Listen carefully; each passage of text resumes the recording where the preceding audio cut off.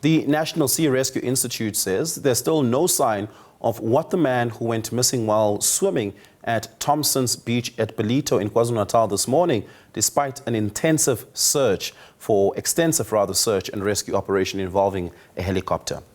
Craig Lambinon from the NSIR-RI says the man has been identified as a 40-year-old male from Carolina in Mpumalanga who went swimming with his 13-year-old nephew when they both were caught in rip currents. Lambinon says an unidentified Good Samaritan rescued the teenager from the water who wasn't injured.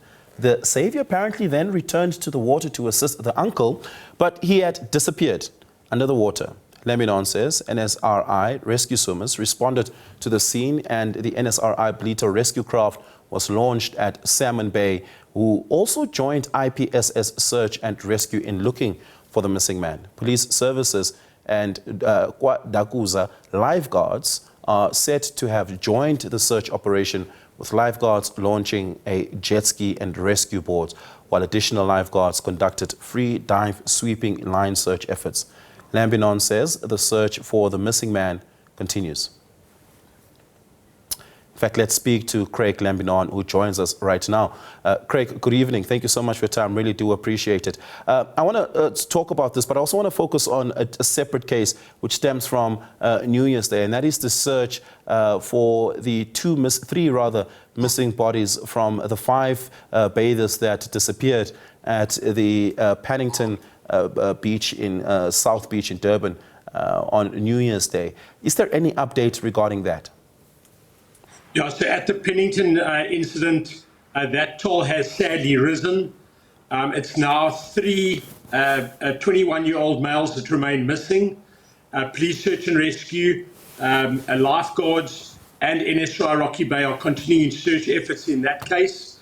And then there are other cases as well, the Thompsons Beach case, Hebridean, South Beach in Durban, where there are still missing people. Understandably, condolences are conveyed to the family members who have lost their loved ones over the last 2 days in these tragedies, and our thoughts and care are with the families who are still missing their loved ones. And obviously, huge commendations to NSI, emergency services, police and lifeguards for their ongoing efforts in trying to resolve these cases.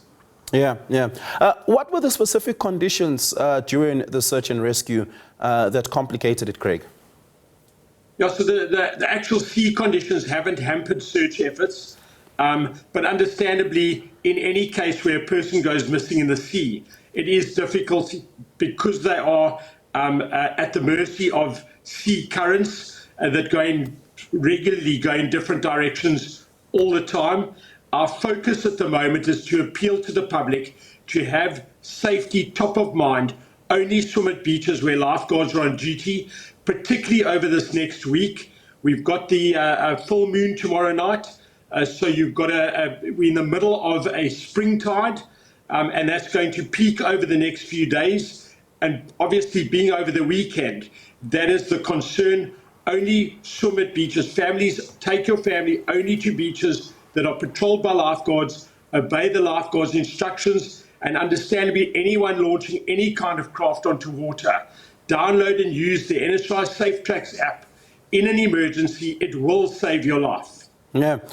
Have sufficient lifeguards been deployed across the various beaches, particularly high traffic volume beaches? Correct. And understandably, in cooperation with NSRI, who have deployed lifeguards around parts of the country, and then municipalities who have lifeguards pretty much at all of the main beaches. If you go to a beach and there aren't lifeguards on duty, that means it's not a protected beach.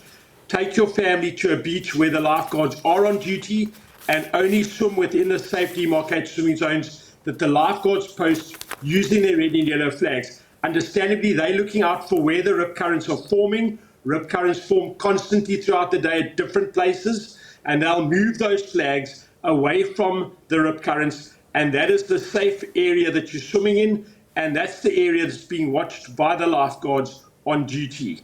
Yeah. Importantly, Craig, how long would a search and rescue continue before it's called off entirely? So really indefinitely. I mean, understandably, we understand that there is some kind of a place where you get to, where it's no longer viable to continue in a search. But that never means that hope has been lost. We've got cases that are decades old, where we're still looking out for that family, where their loved one remains missing.